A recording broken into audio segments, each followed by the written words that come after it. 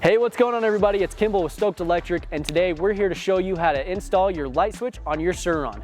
If you haven't already, hit that subscribe button down below for epic Emoto content and more reviews and how-tos. Let's get started. First, all you will need is a 5mm Allen wrench.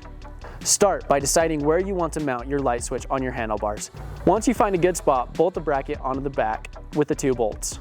You can also bolt the light switch onto your brake lever mount by replacing the front mount with the light switch and provided bolts. Next, remove the 2 bolts on your ignition cover and pull your cover out. Find and gently pull up the wiring harness.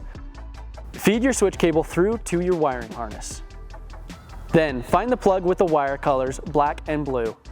Unplug this and then plug your light switch into the matching connectors. Gently put your wires back inside. Put your ignition cover back on and then retighten the 2 bolts.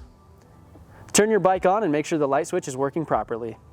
Your Warp 9 light switch is now installed and you're ready to ride. Thanks so much for watching. Hit that subscribe button down below for more Emoto content and check us out at stoked-electric.com. We'll see you out on the trails.